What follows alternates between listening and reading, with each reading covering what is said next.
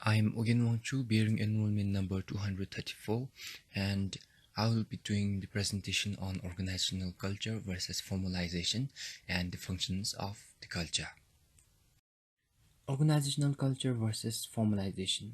So firstly, organizational culture means group norms, values, beliefs, and assumptions which are practiced in an organization, and these are shared by the employees in an organization, which brings the employees or members of group in an organization together by resolving or eliminating the differences between them.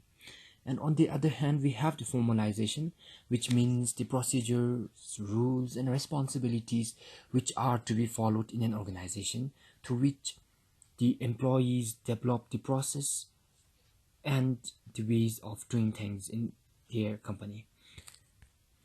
So the first point is about high formalization creates predictability, orderliness, and consistency. The degree of formalization varies from companies to companies.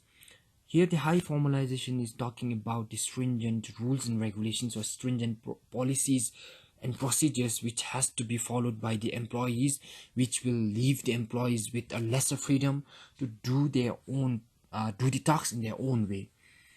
And on the other hand, the low formalization is the opposite of what I have said, which means the employees has more freedom to do the tasks in their own way.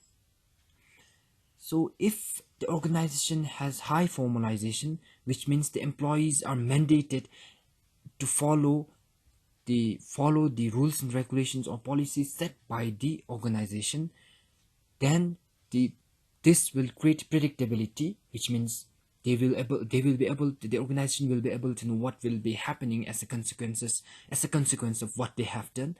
And orderliness, their tasks will be arranged in an orderly manner. And consistency, they will have the same effort from their employees in doing their task. A strong culture achieves the same end without the need for written documentation. So a culture is all like the high formalization, low formalization. We have the strong culture and weak culture. So strong culture means the employees are sharing the same norms, values, and beliefs and assumptions, or they have the same culture in an organization. And weak culture means the employees are more often employees are holding a more of an individualistic view, whereby they are guided by their own principles, own norms, own values and beliefs in an organization. So if the organization has a strong culture, they will achieve the same end as as the high formalization does, which means a strong culture also achieves predictability, orderliness, and consistency without the need for written documentation, because the organization culture is not mandated by the organizations like the formalization, because the organization culture is a is a is a voluntarily from the employees. So the third point is about formalization controls through policies and written documentation. So the execution of formalization is done in a written form. The companies frame those policies and they issue those policies to their employees to be followed in a written form. The last point is about the stronger an organization's culture, the lesser the management needs to be concerned with developing formal rules and regulations to guide employees' behavior. So we have the organization culture on the one hand, and the formalization, the organization culture which is voluntarily from the employees, the formalization which is mandated by the company. So if an organization has a strong culture, which means the employees are very much together without holding an individualistic view, then the management need not have to frame a separate rules and regulations which will guide the employees' behavior or employees' ways of doing things. Like, as an example, people feel very close to the person who has the same notion, same values and same beliefs as they do, and they feel very friendly with that person. And also, as a person, you like they like we like to work with a person who is likely to us. So as in a quote which says that birds of same feather flocks together, so does in an organization, which means the organization with strong culture will have more of um, more often employees working together to achieve the same goal. Functions of culture. The first point is it defines the boundary. Then the second is it creates distinction between one organization and others. The first point and second point is quite similar because it uh, because through distinction, through the distinction of one organization and others, we will be able to create boundary. So how does a culture do?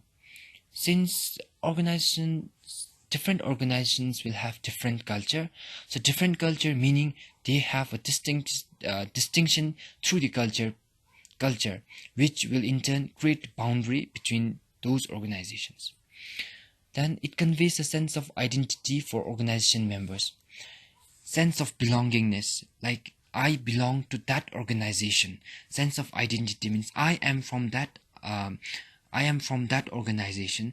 Through culture, you will be the organizations will be able to convey a sense of identity for their employees, because said above, strong culture will be having a more often employees working together to achieve the common goal, which means the employees will have the shared goals, shared norms, shared values, shared beliefs and assumptions, which will guide their behavior. So this in turn will create sense of identity for the organization members. Culture facilitates commitment to something larger than individual self-interest. So it's the same point, because through organization culture, the members in an organization or the employees will be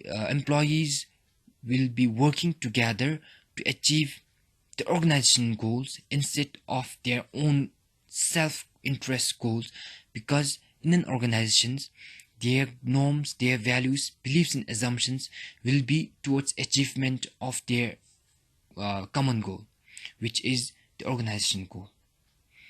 Then the last one is it enhances the stability of social system. So this point views the organization, the employees in an organization as a society, working together as a society. So stability of the social system means through the organization culture, the employees will have a good working environment. As in a society, they have a peace and protection from anything. So this point is talking about the stability of the social system. The social system means the environment in an organization.